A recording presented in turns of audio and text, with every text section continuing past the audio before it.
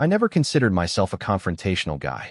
I avoided drama, kept my head down, and tried to make my marriage work in the most peaceful way possible. Rachel and I had been together for 3 years, and in my mind, I thought we had something solid. We didn't fight. There were no screaming matches or slammed doors. But looking back, maybe that was the problem. Maybe the silence, the calmness, was just a facade. The evening in question started like any other. I had planned to take Rachel out for a simple dinner. Nothing fancy, just a quiet evening together.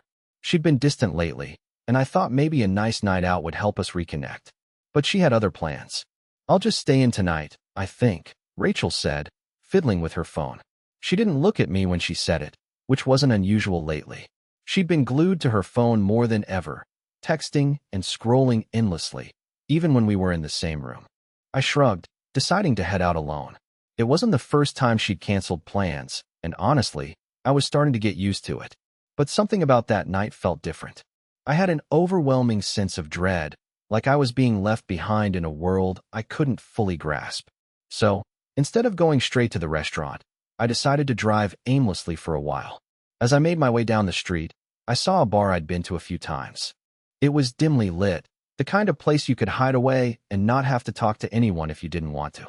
I figured a drink wouldn't hurt. It wasn't too late yet. I could still salvage my night. When I walked inside, the place was half empty, the air heavy with a mix of stale beer and worn-out leather. I sat down at the bar and ordered a whiskey. My mind wandered back to Rachel, back to how things had been changing between us. The more I thought about it, the more I felt that strange sense of unease creeping up again. But I was trying not to focus on it. That's when I saw her. I wasn't expecting to see Rachel at that bar. I never thought she would be in a place like this, especially not without telling me. But there she was, sitting at a corner table, her head tilted back, laughing. It wasn't the forced laugh she had been giving me lately, but something real. The kind of laugh you give when you're with someone who makes you feel alive. But it wasn't just the laugh that caught my attention. It was the man sitting across from her. He wasn't a familiar face. He was tall, lean, with a look of quiet confidence that I couldn't ignore. They were sitting close, too close for comfort. Rachel's hand was resting lightly on his arm, her fingers playing with the sleeve of his shirt. I could feel my heartbeat quicken. My mouth went dry. I wanted to go up to her, to confront her, to ask what the hell was going on. But something stopped me. A voice in my head told me to stay quiet. Instead of walking over, I backed out of the bar, my feet moving on their own.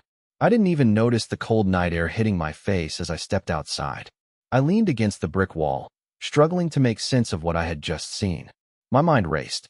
Was this really happening? Was Rachel with another man? I couldn't bear the thought of confronting her directly. What if I was wrong? What if I was overreacting? But the more I thought about it, the more certain I became. She had been drifting away from me for weeks now. The texts, the late nights at work, the distant stares. I had noticed it, but I didn't want to acknowledge it. I didn't want to believe that the woman I married, the woman I thought I knew, was capable of this. I tried to shake it off, telling myself I was being paranoid. But deep down, I knew something had changed. Something was wrong. I had always been the type of guy who tried to keep the peace, who avoided confrontation at all costs. But now, standing there in the cold, I realized that maybe keeping quiet wasn't the answer anymore. I needed to know the truth. The drive home felt like a blur, my thoughts racing, each one more confused than the last. I kept replaying the image of Rachel, laughing with that man, her hand resting on his arm like they were more than just casual acquaintances. My stomach churned at the thought. It wasn't like Rachel to hide things, at least not to this extent. Sure, we'd had our issues in the past, misunderstandings, silent treatment here and there, but this felt different. This felt like betrayal. When I pulled into the driveway, the house was dark. Rachel's car was parked in the driveway, which meant she was home. But the silence inside the house was deafening. The last time I had felt this kind of tension was when we first moved in together, back when everything was new, and we were still figuring each other out. But this wasn't new. This was something deeper, something unsettling. I walked through the door, trying to make as little noise as possible, almost like I didn't want to disturb the air that had already thickened between us. Rachel was sitting on the couch, her phone in her hand, her eyes glued to the screen. When she heard me, she didn't even look up. "Hey," I said quietly, but she barely acknowledged me, just a faint nod. It stung more than it should have. That was the moment I knew. I knew that something had shifted between us, something I couldn't ignore anymore. I took a seat across from her, trying to maintain my composure. My heart was pounding in my chest, but I forced myself to remain calm. The words were on the tip of my tongue, but I couldn't say them. Not yet. I didn't want to accuse her without knowing the whole story, but the image of her with that man was burning in my mind. Rachel still hadn't said anything. The quiet stretched on for what felt like hours. I glanced at her phone, but she quickly turned it away, almost like she didn't want me to see what she was doing. I felt the urge to ask her where she had been, but I bit my tongue. I wasn't ready to hear whatever excuse she might have. Not yet. I wasn't sure I wanted to hear it at all. Are you okay? I finally asked, my voice barely above a whisper. It wasn't the question I wanted to ask, but it was the one that slipped out. I wasn't sure if I was asking about her or about us. Rachel looked at me then, but her gaze didn't quite meet mine. Yeah, she said, but it was hollow, like she wasn't really answering the question at all. She sounded exhausted. Her eyes were red, but she didn't look like she had been crying. She just looked lost. I hated this. I hated the way things were between us now. We weren't communicating like we used to. We weren't the couple that laughed at stupid jokes or talked about our days until the late hours of the night. It felt like we were two strangers sharing a house, and the idea of confronting her, asking about what I had seen, seemed impossible. I wanted to believe that I was overthinking it, that maybe she was just having a bad day, or that I was reading too much into a harmless interaction at a bar. But deep down, I knew better. I had seen the way she was with that man. There was something there. Something I couldn't ignore, no matter how badly I wanted to. Finally, Rachel stood up, breaking the silence. I'm going to bed, she said, her voice distant, as if she was speaking to someone else. Okay, I replied, the words feeling like a lie. I wanted to stop her, to ask her what was going on, but instead, I just watched her walk away, disappearing into the darkness of the hallway. For a long time after she left the room, I sat in silence, my mind spinning. I couldn't shake the image of Rachel and that man together. It was like a weight pressing on my chest, suffocating me with every passing minute. I didn't know what to do. I didn't know if I should confront her or if I should just let it all go. But I couldn't. I couldn't just ignore it. Something in me knew that I had to find out what was going on, even if it tore us apart in the process. I couldn't sleep that night. Every time I closed my eyes, all I saw was Rachel laughing with him. That damn man, Marcus. Who was he? Why was he with her? It wasn't like I didn't trust Rachel. At least, I used to trust her. I had always believed in her loyalty, her honesty. But now, everything felt like it was crumbling, like the foundation of our entire relationship had cracked right beneath my feet. I tossed and turned in bed, my mind racing. I kept wondering if I was imagining things. Maybe I had overreacted at the bar. Maybe I was just insecure, seeing something that wasn't really there. But I couldn't shake the feeling. That night, when I walked out of the bar, it wasn't just the sight of her laughing with Marcus that had bothered me. It was the way she had looked at me earlier in the evening, that distant expression on her face. I had caught her looking at her phone at least a dozen times that day, always texting someone, always being too secretive. There were too many signs now, too many things I had ignored.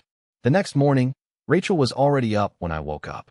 She was sitting at the kitchen table, scrolling through her phone, her face expressionless. I couldn't tell if she was still mad at me for leaving the party early or if she was avoiding me, but either way, the tension between us was palpable. She didn't even acknowledge that I had entered the room. I stood there for a moment, watching her, trying to figure out what to say. My mind was running through 100 possible questions, but nothing seemed right. Finally, I spoke. We need to talk, I said quietly, my voice betraying the anxiety I was trying to suppress. She didn't look up from her phone. About what? She asked, almost like she was annoyed, like she had heard this conversation 1,000 times before. I swallowed hard. Last night. What was going on with you and Marcus? That got her attention. She looked up from her phone, her eyes widening for a split second. But she quickly masked it with a neutral expression. Marcus? What about him? I could feel the anger rising in me, but I kept my voice steady. I saw you with him last night, Rachel. You were all over each other. There it was. The truth, or at least part of it, hanging in the air between us. For a moment, Rachel said nothing. Her eyes darted to the floor, then back to me, like she was searching for the right words. But what could she say? What explanation could she possibly give? I wasn't all over him, she finally replied. her voice almost defensive. We were just talking, that's it. You're reading too much into it. I wasn't sure if I believed her. I had seen the way she touched him, the way she laughed with him, the way her body language had changed when he was around. It didn't feel like just a conversation. It felt like something more. But I wasn't ready to push her just yet. Not until I had more answers. I sat down at the table, my hands shaking slightly. It didn't look like just talking to me. Rachel, you've been distant lately. And last night. I paused, taking a deep breath. It felt like you were trying to hide something. She shifted uncomfortably in her seat, and I could see the walls going up. She wasn't going to make this easy for me. I'm not hiding anything. We're just friends. I told you before, he's just someone I work with. You've met him, remember? I remembered him all right. He was a man with a way of making people feel important, with a way of getting under your skin without even trying. I didn't know what it was about him, but there was something about him that rubbed me the wrong way. But I couldn't just accuse her of having an affair without proof. That would be insane, wouldn't it? Okay, I said, trying to keep my voice calm. But I don't like how it looked, Rachel. I don't like that you didn't tell me you were going to meet him. I don't like that you've been shutting me out. Rachel's face hardened. I'm not shutting you out. You're just overreacting. Her voice was sharp now, defensive, like she was trying to push me away. I couldn't shake the feeling that something wasn't right, but I couldn't force her to admit anything. Not like this. Not when she was so determined to deflect. Maybe I am, I said quietly. But I don't like this. I don't like where this is going. She stood up suddenly, pushing her chair back with a loud scrape against the floor. Well, maybe you should stop being so paranoid then, she snapped, her voice cold. I'm just trying to live my life, okay? I don't need you questioning everything I do. And just like that, she was gone. She stormed out of the room, leaving me sitting at the table, completely stunned. My heart was pounding in my chest. What had just happened? One moment, we were having a calm conversation, and the next, she was angry, defensive, and shutting me out even more. I could feel the coldness between us spreading, and the knot in my stomach tightened. I couldn't just let it go. I couldn't pretend everything was fine when I knew something was off. I had to get to the bottom of this. No more avoiding the truth. I had to find out what was really going on. The next few days were a blur. Rachel seemed more distant than ever, her mind always somewhere else, her eyes constantly glued to her phone. I tried to talk to her, tried to make her see how uncomfortable the situation was making me, but every attempt was met with cold indifference or, worse, outright defensiveness. It was like trying to connect with a stranger. Every time I tried to reach out, she pulled further away. That's when I made a decision. I wasn't going to wait around for her to come clean. If she wasn't going to tell me what was going on, I would find out for myself. I had never been the type to snoop, never the kind of guy who would invade someone's privacy, but something had shifted inside me. I wasn't the same person anymore, and I was starting to question everything, including my own judgment. It started small. I checked her phone, just a glance, just to see if there was anything suspicious. I didn't want to feel guilty, so I told myself I was only doing it because I cared. But the truth was, I was desperate for answers. And what I found, well, it confirmed everything I had feared. I saw the text messages, the late-night conversations with Marcus, the inside jokes, the flirty comments. There was no doubt about it now. She wasn't just talking to him like she said. They were intimate in a way I hadn't realized before. I scrolled through their messages, heart sinking with every word. At first, I thought maybe I was just overreacting, but it was hard to deny the evidence in front of me. There were messages about meeting up, about missing each other, and then, the worst part, I wish we didn't have to hide this. I couldn't breathe. My mind was racing. I had thought I was prepared for the truth, but seeing it laid out in black and white was something else entirely. Every word stung like a slap to the face, and I felt the anger bubbling up inside me. But there was something else too, something that terrified me more than the anger. The betrayal. The realization that the woman I had trusted with my heart had been hiding this from me for who knows how long. I closed the phone and stood there in the silence, trying to gather my thoughts. I knew what I had to do next, but I wasn't sure if I was ready for it. Part of me wanted to confront her immediately, to throw it all in her face, but another part of me wanted to retreat, to bury my head in the sand and pretend like I hadn't seen anything at all.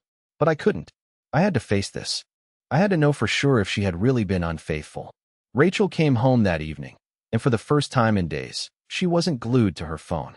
She seemed oddly calm, almost too calm.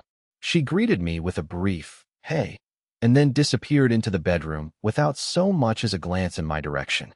I could feel the tension building, the weight of everything between us. But I couldn't just sit there and wait anymore. I walked into the bedroom, finding her sitting on the edge of the bed, staring at the floor. She didn't look up when I entered. "Rachel," I said, my voice tight with emotion, "we need to talk." She didn't respond, but I saw her shoulders tense at the sound of my voice. I took a deep breath. "I know what's going on. I know about Marcus." Her head snapped up then, and for a split second, her expression faltered. But she quickly masked it with a forced smile. "What are you talking about?" Her voice was high-pitched, too defensive, too rehearsed. She was trying to play it cool, but I could see through it. "I saw the messages," I said, my voice shaking now, not with anger, but with hurt. "I saw everything, Rachel. The late-night texts, the plans to meet up. I'm not stupid. I know what's been happening." For a moment, she just stared at me, her lips parted, as though she was struggling to come up with some kind of explanation. But nothing came out. The silence stretched on until it felt suffocating. I could feel my hands trembling, my entire body on edge as I waited for her to speak. But she didn't. Finally, she let out a long, shaky breath and dropped her gaze. "I didn't mean for it to happen," she whispered, her voice cracking. It just happened. I wasn't looking for it, but I got caught up. I didn't want to hurt you." It wasn't the answer I had been expecting, but it was the answer I had feared. She wasn't sorry for what she had done. She was sorry she had gotten caught. I couldn't speak. I just stood there, staring at her, trying to process everything she had just said. The woman I had loved, the woman I had trusted with my life, had been lying to me, had been with someone else. And she didn't even have the decency to be fully honest with me. I don't know what to say. I finally managed, my voice breaking. "I thought we had something real. But now, I don't even recognize you." Rachel's face crumpled, and for the first time, I saw a flicker of guilt in her eyes. But it was too late. I had already seen the truth, and it had shattered everything. "I never meant to hurt you," she whispered. But her words felt empty, like a last-ditch effort to hold on to something that was already slipping away. And in that moment, I knew it was over. I didn't know what to say after that. I just stood there, my mind reeling from the flood of emotions crashing through me. I thought I was prepared for this conversation, but nothing had prepared me for the sheer weight of Rachel's admission. It was like she had taken something so pure between us and shattered it in one swift motion. The silence in the room felt deafening. I couldn't find the words to fight back or even express how deeply hurt I was. Everything in me wanted to scream, to demand answers, but I couldn't find my voice. Rachel, sensing my silence, stood up and approached me, but I stepped back, instinctively putting distance between us. Her hands were shaking now, the mask of control slipping from her face. "I never meant for it to happen, okay?" she said again, her voice breaking. "It wasn't about you, it was about me and I. I don't know what I was looking for.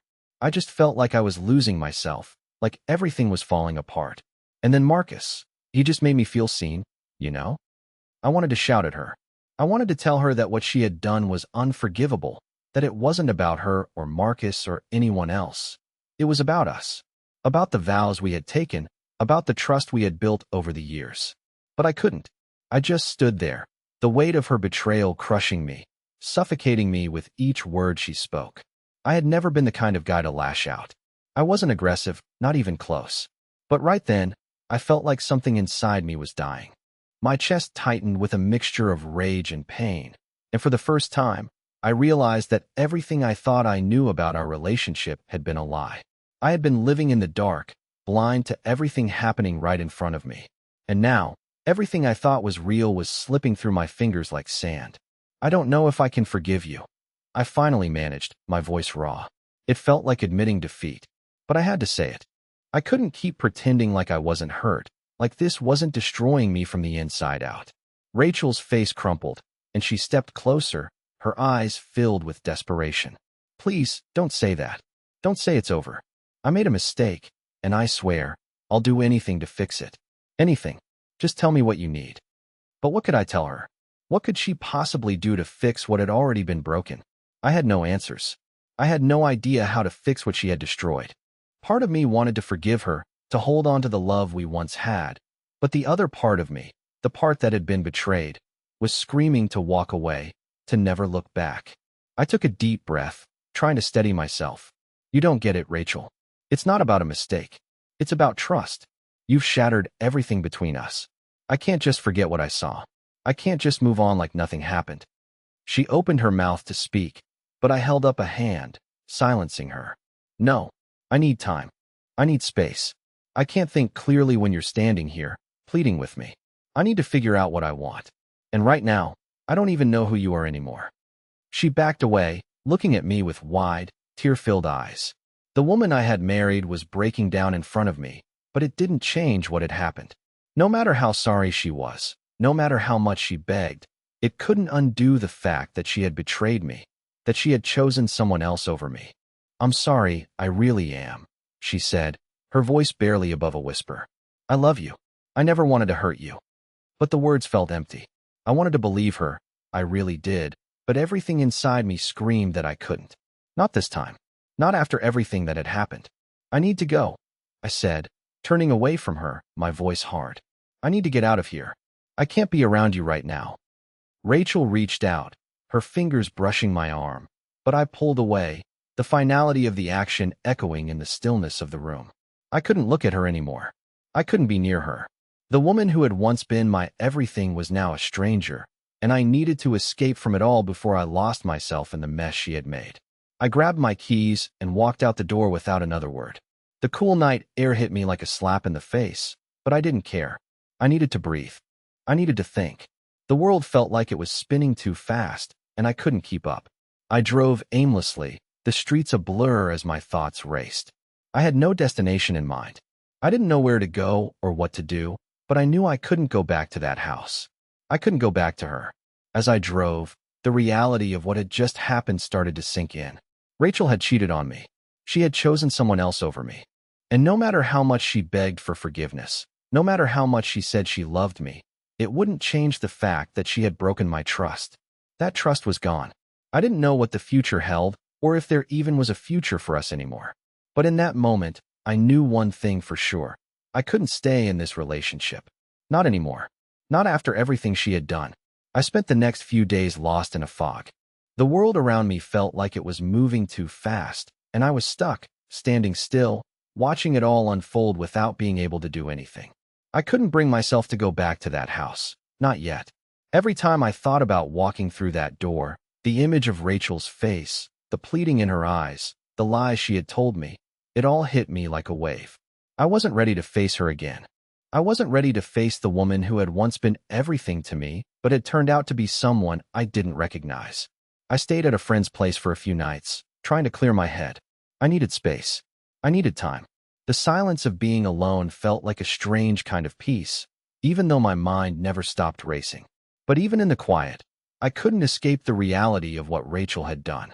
Every moment I spent away from her only made the betrayal hurt more. I started questioning everything. Every conversation, every glance, every moment we shared. Was any of it real? Had I been blind the entire time? Was I a fool to think that we had something strong, something worth fighting for? I spent hours on the phone with my closest friends, venting, seeking advice, trying to make sense of it all. But everyone's advice seemed to boil down to the same thing. You need to make a decision, and you need to make it fast. But how could I make a decision when I didn't even know what I wanted anymore?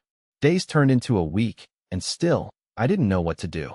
Rachel hadn't tried to contact me, and I hadn't tried to contact her. It felt like we were both stuck in some kind of limbo, unable to take the next step. But deep down, I knew what I needed to do. I couldn't live in this state of uncertainty.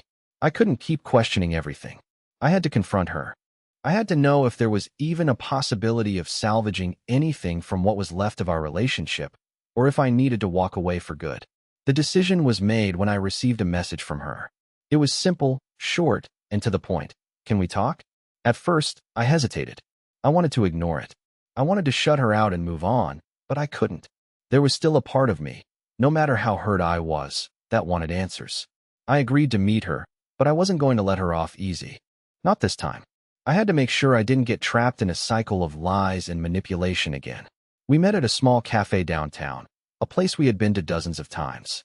The familiar smell of coffee, the hum of quiet conversations, it all felt surreal, like I was living in someone else's life. She was already sitting at a table when I arrived, her hands wrapped around a cup of coffee, her eyes fixed on the table. She didn't look up when I walked in, and for a brief moment, I considered turning around and leaving. But I stayed.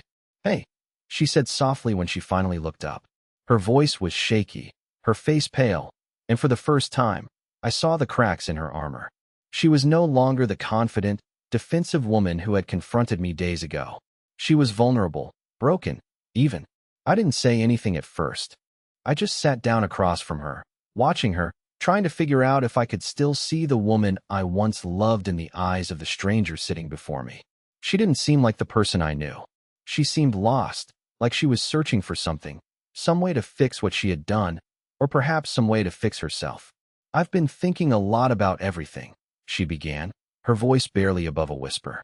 "I've been thinking about what I did, about how much I hurt you. And I regret it. I really do." I felt a bitter laugh rise in my chest, but I held it in. "Regret?" I asked, my voice colder than I intended. "Do you regret it because you're sorry? Or because you got caught?" She flinched at my words, but I didn't feel bad. I wasn't here to comfort her.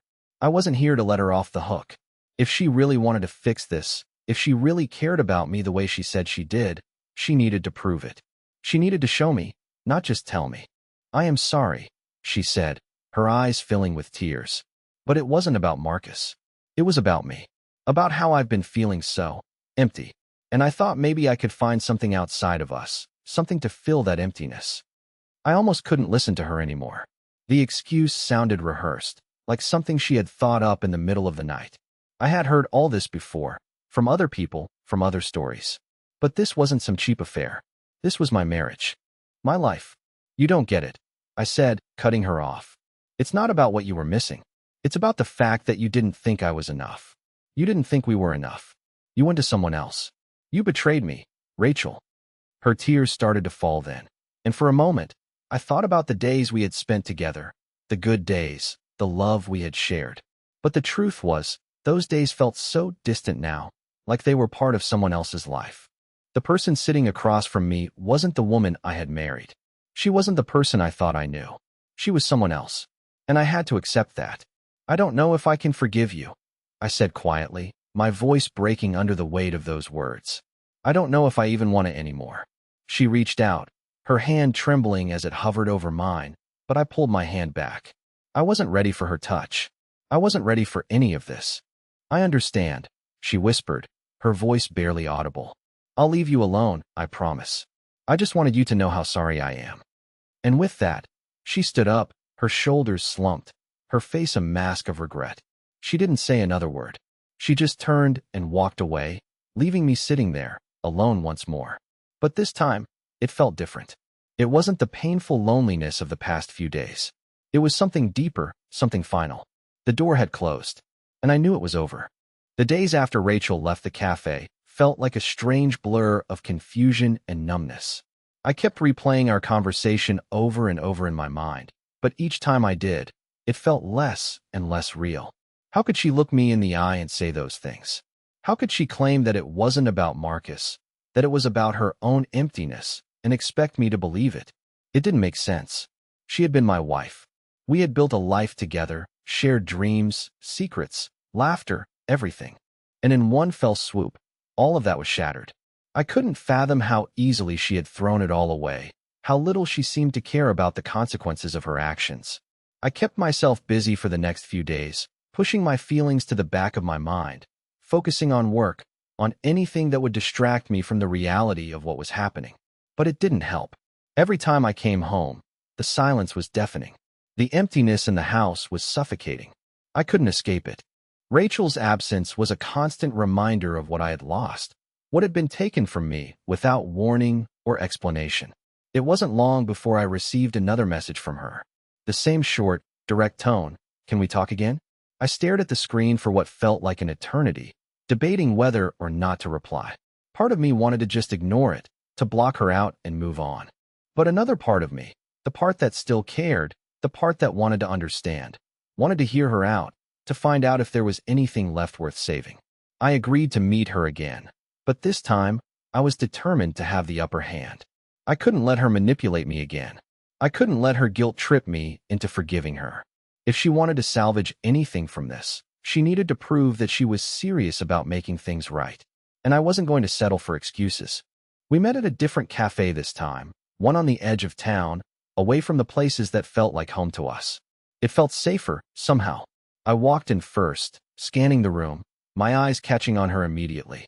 She was sitting at a small table in the corner, her posture stiff, her hands folded neatly in front of her. She didn't look up when I sat down, and for a moment, I wondered if this was some kind of game to her, another attempt to make me feel sorry for her. But no, I quickly reminded myself. This wasn't a game. This was real. This was my life.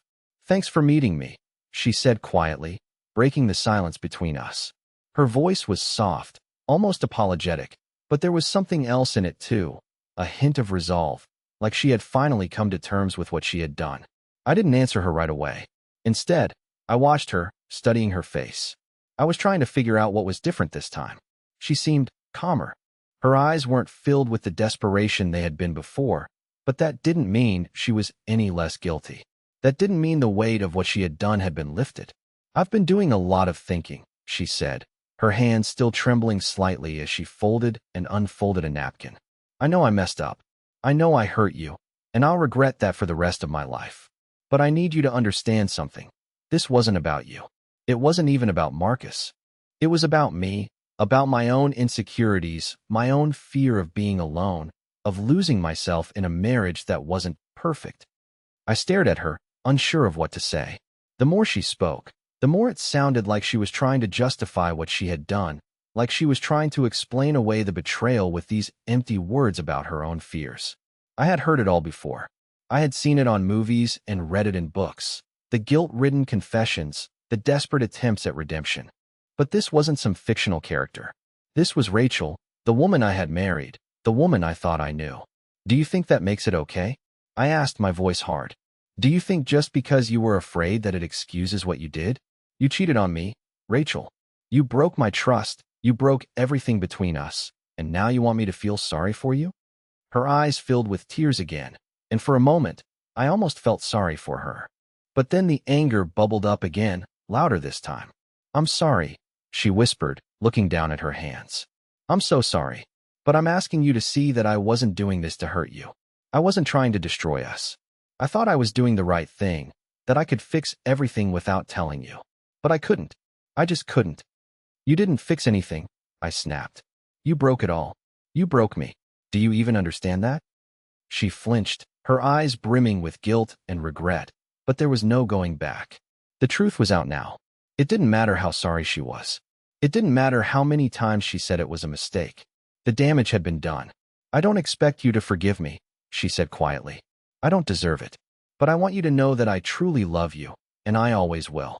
I just didn't know how to handle everything. I lost myself. I looked at her one last time, trying to find some trace of the woman I had married, the woman I had once trusted with my heart. But all I saw was a stranger, a person I didn't recognize anymore. I stood up without saying another word, feeling the weight of the decision I was about to make. Goodbye, Rachel, I said, my voice firm but cold. I hope you find what you're looking for, but it's over for me. I turned and walked out of the cafe, leaving her behind, standing there in the silence of her own guilt. And for the first time in days, I felt something inside me shift. It wasn't relief. It wasn't happiness. It was just peace. Finally, peace. The days after that conversation were the hardest. I didn't know if I was making the right choice, if walking away from Rachel was what I needed. I still loved her, but love wasn't enough anymore. Trust had been shattered, and the silence that had once felt comforting now felt like a weight on my chest. I stayed away from the house for a while, staying at a friend's place, focusing on rebuilding the fragments of my life that had been torn apart. But something inside me was starting to change. I realized that walking away wasn't just about leaving Rachel. It was about reclaiming my own life, my own peace of mind. I had spent so much of the past few years trying to make everything perfect for her, for us, that I had lost sight of what I wanted, what I needed. I started spending time doing the things I had put off for so long, things that made me feel alive again. I took long walks in the park, rediscovered old hobbies, and began spending time with friends I hadn't seen in months. Slowly, I began to feel like myself again. It wasn't easy, and it wasn't instant, but I could feel the weight lifting off my shoulders. Weeks passed, and I kept moving forward. I didn't hear from Rachel for a while. The silence between us was painful, but it was also necessary. It gave me the space I needed to heal. Then, one evening, I got a call. It was from Rachel. For a moment, I hesitated, unsure if I was ready to pick up, but something inside me told me I needed to. I answered. "Hi," she said softly, her voice hesitant. "I just wanted to check in. I don't expect anything from you, but I want to tell you that I'm sorry. Truly. And I want you to know that I'm doing better. I'm working on myself." Her words caught me off guard. She sounded genuine, like she had done the work, like she had truly understood the impact of her actions. It wasn't an apology just for the sake of it. It felt real.